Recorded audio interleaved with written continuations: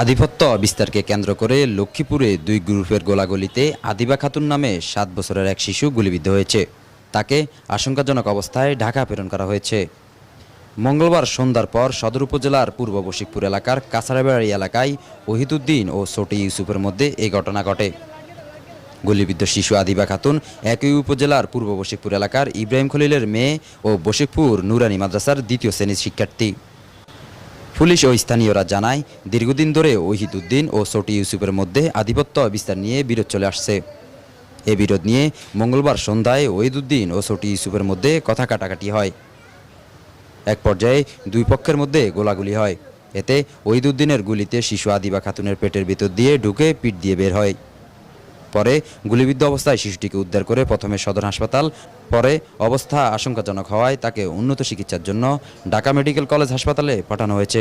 আরো লাইন আছে, খেলার আমার লোক কতগুলো আছে এই জায়গা।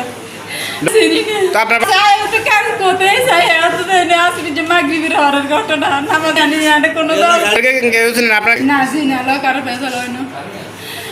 কোনো শত্রুতা ইব্রাহিম কলিল।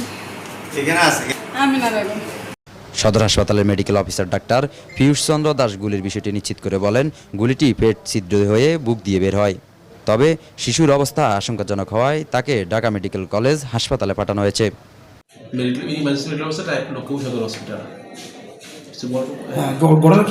বশিকপুর ইউনিয়ন থেকে একটা বাচ্চা মেয়ে গুলিবিদ্ধ অবস্থা আমাদের কাছে আসছে। গুলিটা পেটে লাগছিল, পিঠে বেড়ে আসছে। 2টা এন্ট্রি পয়েন্ট, এক্সিট পয়েন্ট আছে। আমরা রোগীর প্রাথমিক চিকিৎসা দিয়ে উন্নত চিকিৎসার জন্য ঢাকা রেফার করছি। এখন আশঙ্কা মুক্ত বলা যাচ্ছে না, যেহেতু গুলিটা পেট দিয়ে পিঠে বেড়ে গেছে, তো উন্নত চিকিৎসা লাগবে, এই জন্য আমরা ঢাকা রেফার করছি। বাকিটা আসলে ঢাকা গেলে বোঝা যাবে কি অবস্থা। আমরা প্রাথমিক চিকিৎসা দিচ্ছি, অক্সিজেন, স্যালাইন, অ্যান্টিবায়োটিক দিয়ে, তারপর আমরা রোগী রেফার করছি। চন্দ্রগঞ্জ থানার ভারপ্রাপ্ত কর্মকর্তা মোহাম্মদ কাইসার হামিদ বলেন, আধিপত্য বিস্তারকে কেন্দ্র করে ওহিদুদ্দিন ও ছোট ইউসুফের মধ্যে গোলাগুলিতে এক শিশু গুলিবিদ্ধ হয়। অভিযুক্ত 2 জনের বিরুদ্ধে থানায় হত্যাসহ একাধিক মামলা রয়েছে। অভিযুক্তদের ধরতে পুলিশের অভিযান চলছে। News desk, Lakshmipur Times.